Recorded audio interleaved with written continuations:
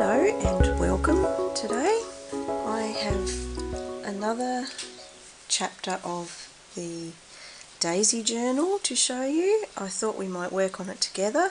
I have been working on it, working on some ephemera for it, and I wanted to turn the camera on, but the weather has been so overcast I haven't been able to get quite enough light to film it, so I'm hoping that this might be a little bit better and it's not too shadowy for you.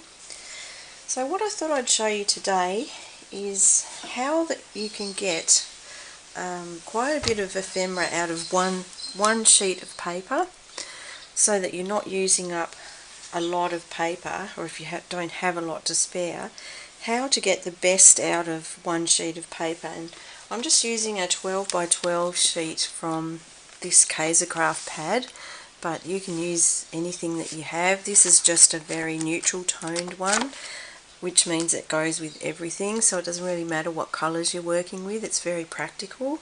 So I've just chosen a sheet here as an example of how you can get a lot out of one sheet. And if I just tip this bag here out, this lovely little gift came from a sweet friend, Wendy Thompson, in a happy mail last year she sent me, and it was so nice I decided to make more of them because they were so practical. So what she sent me was these lovely little, she's got two different pattern ways here, so I'm guessing that is 2 sheets of paper. So when I actually worked it out, I'll just show you the pieces that came in at this lovely little envelope, which is lovely. So that's just, you could see if it was folded out it would take up about that much space there. So what I've done is I laid it all out so that you can see there's a pocket, so that you can see how she got them out of one sheet of cardstock. Now I might not be laying them quite right here, but I have got some photos that I'll put in to show you just how I got mine out of my sheet. So we've got 2 pockets there, we've got a tuck spot here, and the way that you lay them will show you sort of how to get, see that becomes a square when you add that piece onto there. You've got another tuck spot, so you've got a strip there for a pocket, you've got a little bit for a tag, and then you might find you've got some tiny little pieces left over that you can cut into these little labels. And Wendy did such a lovely job, she even wrote on them for me what they are. So she has very cleverly designed a kit that you can get all these pieces out of one sheet. So it puzzled me how she did that, so I spent the day playing with these and I worked out how to get a couple of kits out myself. So any little strips that are left over like this, she made into ruffles, so you can pinch them up and glue or sew them into a ruffle. So to think that you can get all of those lovely pieces out of one sheet of paper, you're almost there with your ephemera for your journal. You've got quite a lot. Now she's done a couple of different designs of paper here, and they really do look quite cute when they're stitched around. I mean, that looks lovely with the little bird on it. So depending on your paper that you have, there's another one of those lovely envelopes with the little ties on the front, and a couple more pockets there. So you can get tags, pockets, labels, all sorts of things out of the one sheet. So if I just pop those aside for a moment, I'll show you the ones that I have done. Now the other thing I was going to say is you don't need to sew around them. These are the ones that I got out of my one sheet of paper, and you can find that you will goes that way, depending on which way your pages go. You don't need to sew around them, they look just as nice plain.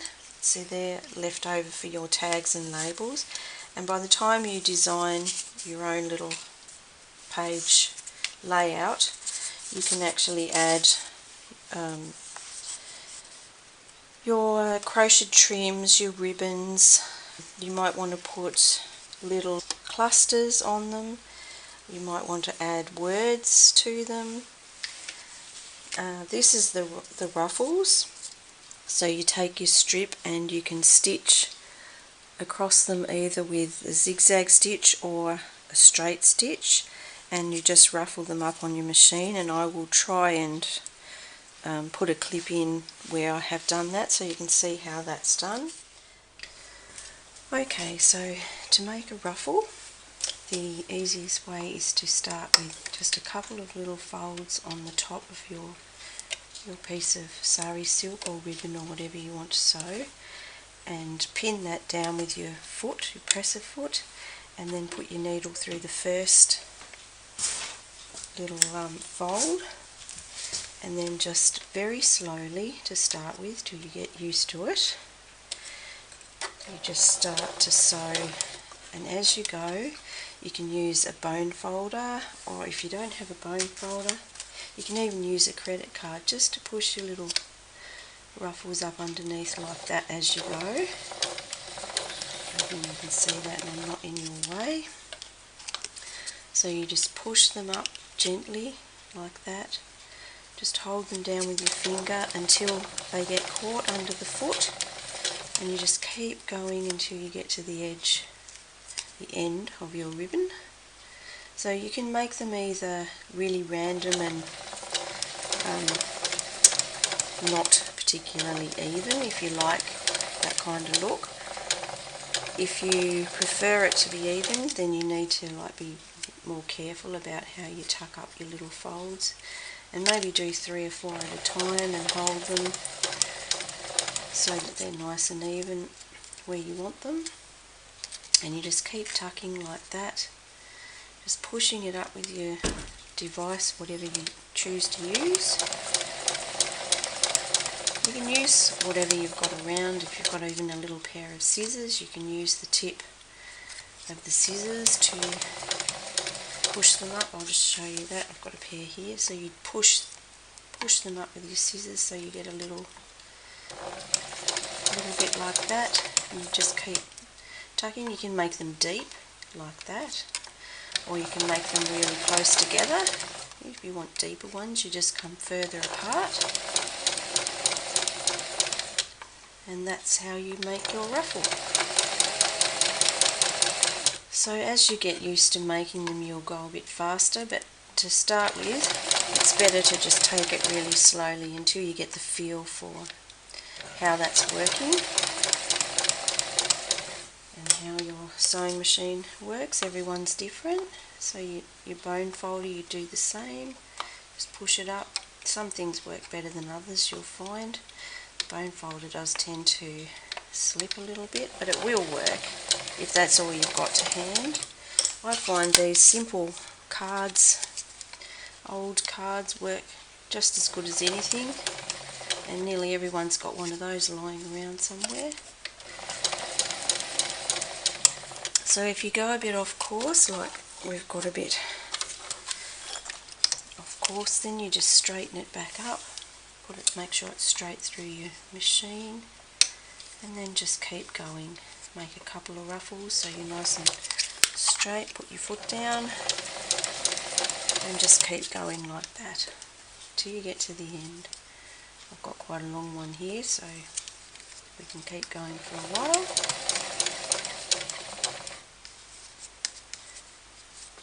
And it's the same if you choose to do cardboard or paper ruffles. It's exactly the same way that you would do that. You just have a little bit stiffer than the fabric to push up, but it works in exactly the same technique.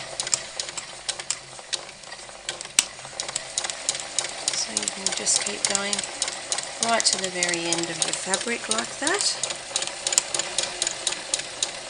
There you go. So that's not hard at all. Lift up your foot and just cut off your tails, and there you have a nice ruffle. So that wasn't so hard, was it? Okay, so if you've got a piece of cardboard, you do the same thing.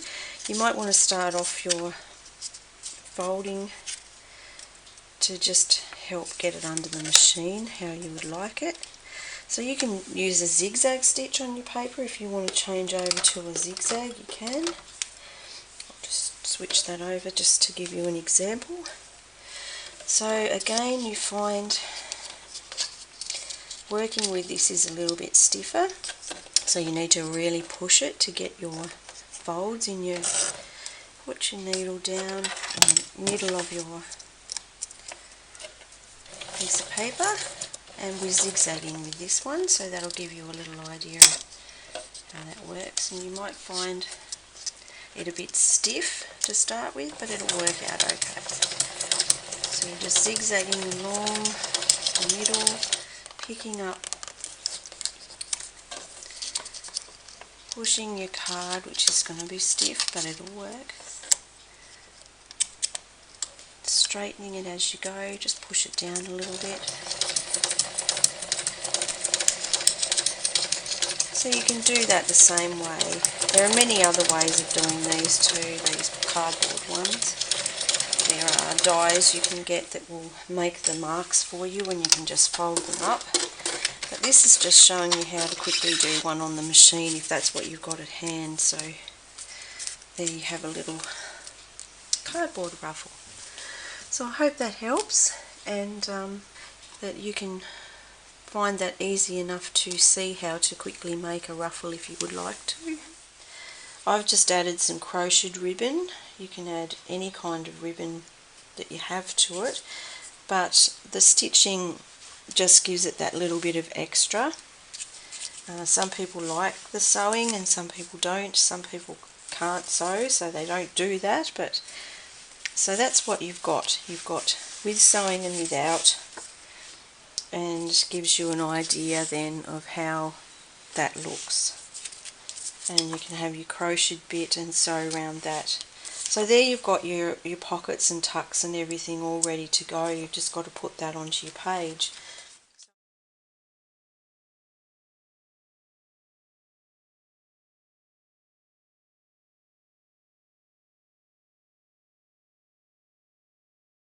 So if we take a look at our book here that we were working on, which is this lovely daisy one, you can add, I've kept that piece of nice crocheted trim to just add as a little bit of a dangle, and I just thought that went really lovely with that sort of whitish page there with the sweet little girl on it. So we might attach that as we go too.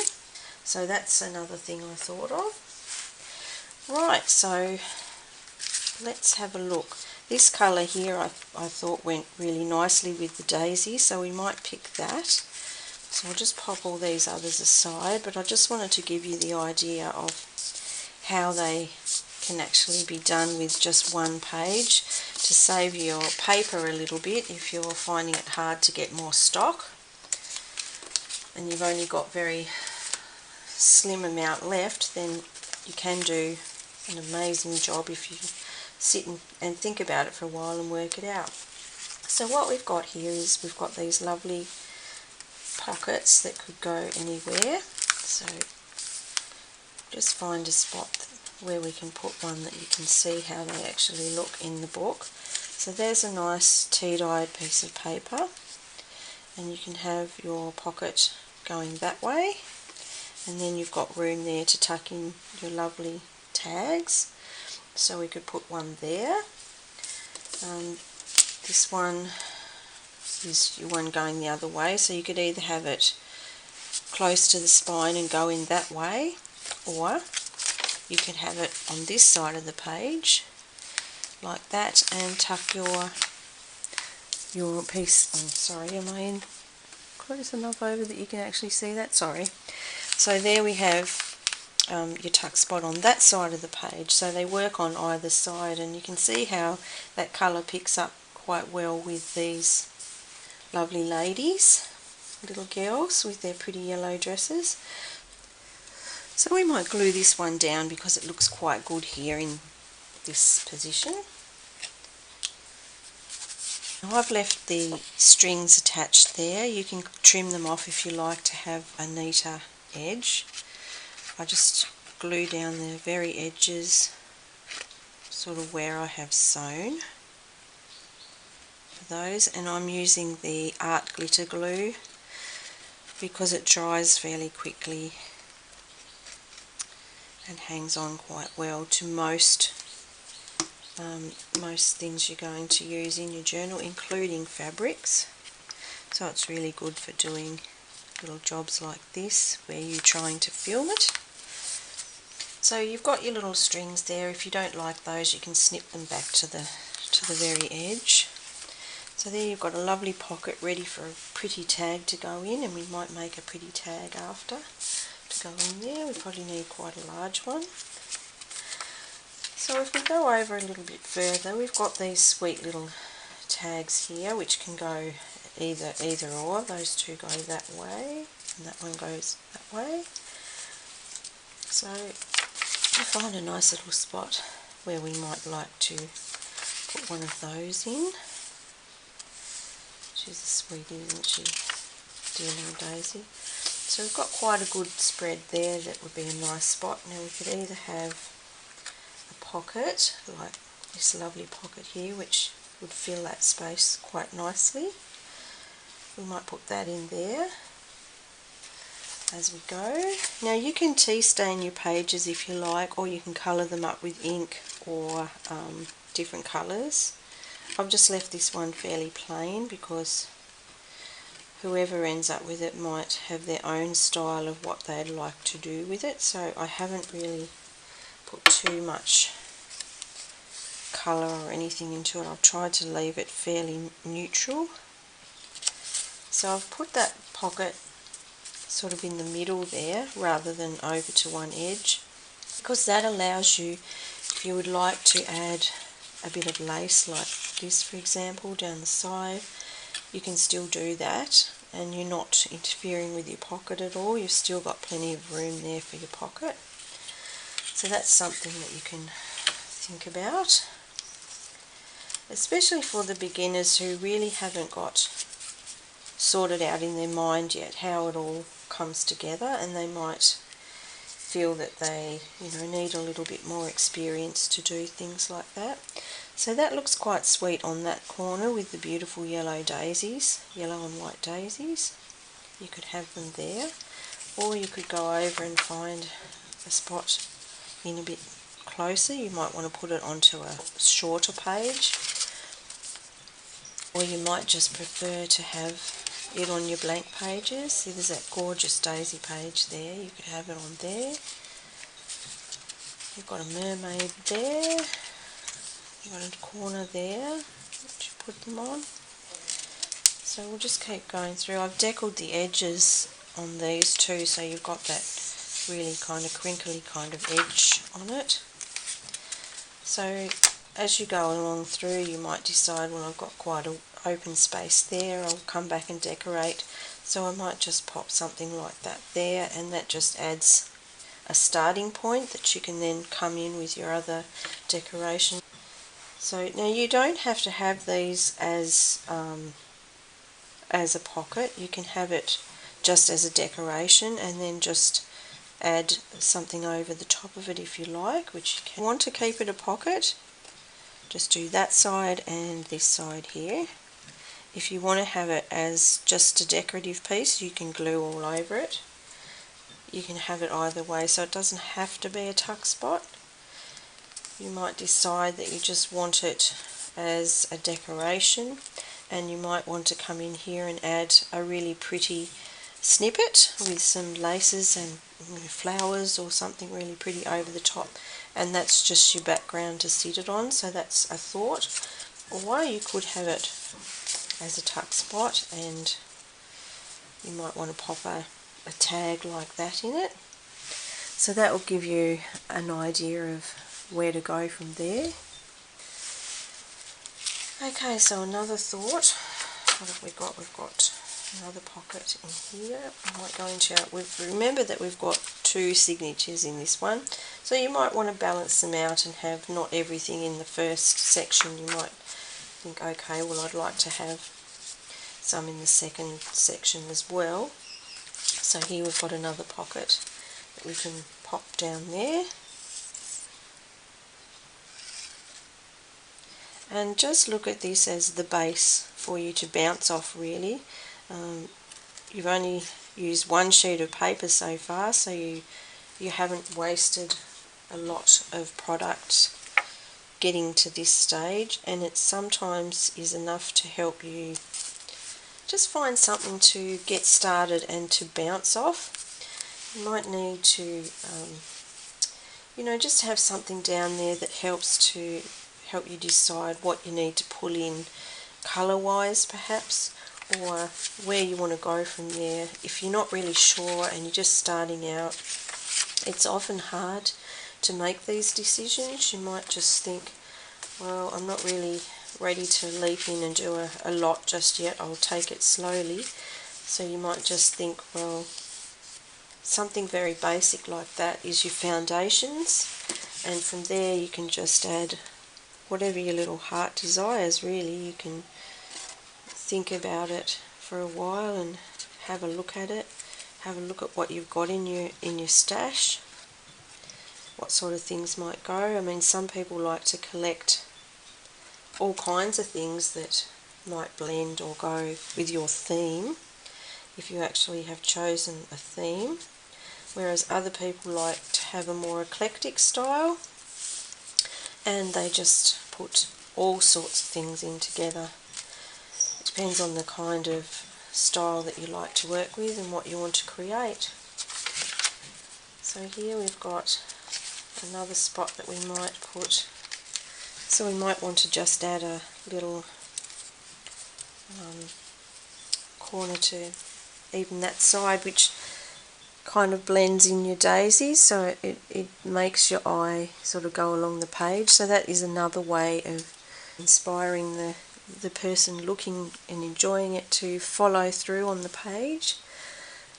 So you don't always have to go on the side that you think. You'd try both sides and see what it looks like. So I'm hoping that that's really given you an idea at the moment on how to get started and just really what to do to begin, where to start, just to take you through slowly, step by step, for new people that really haven't got much idea of what they need to do to complete a journal, even just to the very basic stage. So I'm trying not to overdo this one. I'm trying to keep it very simple and straightforward so that it's easy for you to follow and easy for you to continue on with. So I might just add that piece of lace today, and then I will go and find some more lovely things to collect. So something as simple as that. Now that piece of lace is just a scrap off an old item of clothing. So don't feel that you have to go out and buy expensive laces and things like that, because quite often you'll find them available on old clothes that are being thrown out. A lot of them are only going to landfill. They don't often get recycled. So this is a good way to recycle.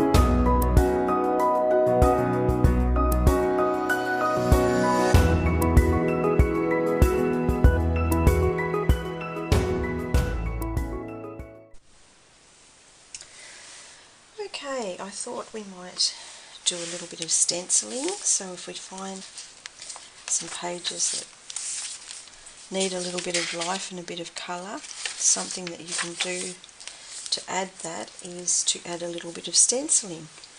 So I've got a couple of stencils here. This one is from Little Birdie, and this one here is from it's Roxy Creations, but it's an Anna Griffin one, that one. So just a couple of random ones that I picked up, as I didn't particularly have anything that went with the daisy theme, but I thought these ones would look okay. So I've picked up some Distress Oxide, which is called Scattered Straw, and I thought I'd like to add a little bit of that to it. So it's quite a strong yellow mustardy colour. So I'll just grab, excuse me for reaching across, grab a cloth there. And there are two ways to do this that I generally use.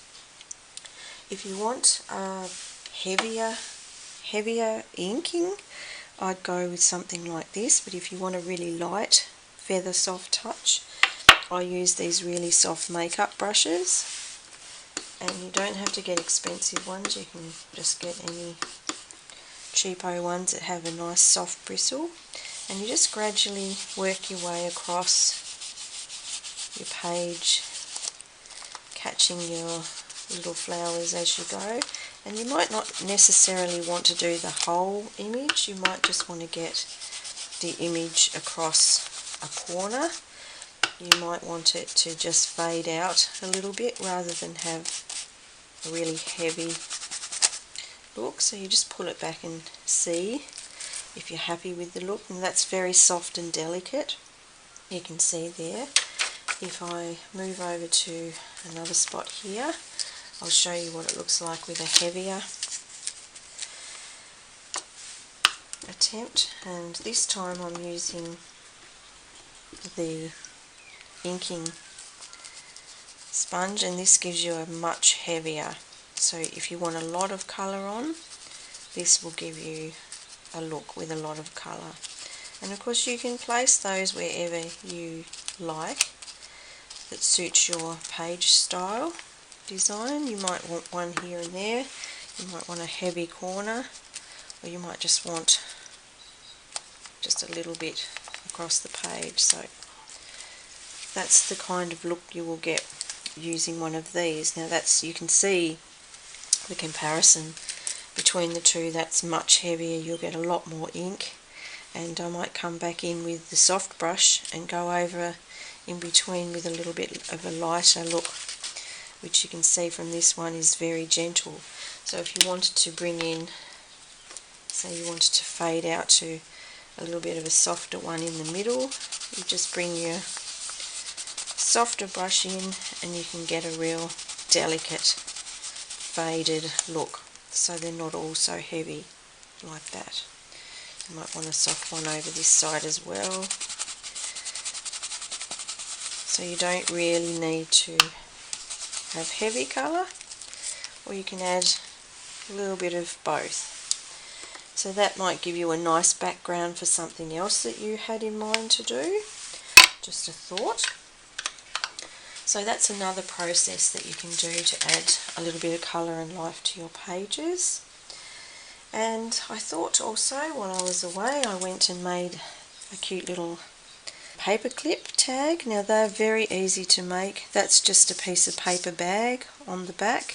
You just fold your paper bag over the bottom of your paperclip and glue it, and then you add to that some little decoupage bits. You just add it, I've got a little piece of fabric behind there, a leaf and a piece of paper. I've stamped the paper bag behind it to start with, and I've just added some little stamped bits of paper and some book page just to give it a bit of texture, and that will just clip onto the edge of your page. So that's not going to interfere with anything else, you just add that to the side of your page that you're working on, and that gives you a little bit more texture, some interest to your page. So that's something you can do, that's not too hard. And another thought was these little snippets are very pretty and they can be added anywhere in your book. Be careful not to make them too fat. If they're quite thick, you might want to put them on your cover, because remember, when you're adding thickness, that is going to bring your pages up, so you're going to end up with an alligator book if you add too many really thick things. But that can look really nice as just a little decoration on the corner, or a tuck spot, or a belly band, or anything like that. So if you're wanting to make them to go in your book, you're better to make them sort of flatter like this one, not too layered. There's picked up a little piece of string there. So to make those, all you do is get your little scraps of lace and cut-offs. Now they don't need to be huge, they can be just these tiny little scrap of broderie lace, a little bit of trim, just bits off old curtains, old clothing, bits and pieces, and you just layer them together. You can glue them into a little pile like that, or you can take them to your sewing machine and just sew a few crazy stitches over them just to join them together, and they make a very pretty little addition to your page. You can add them to one of your tags like that.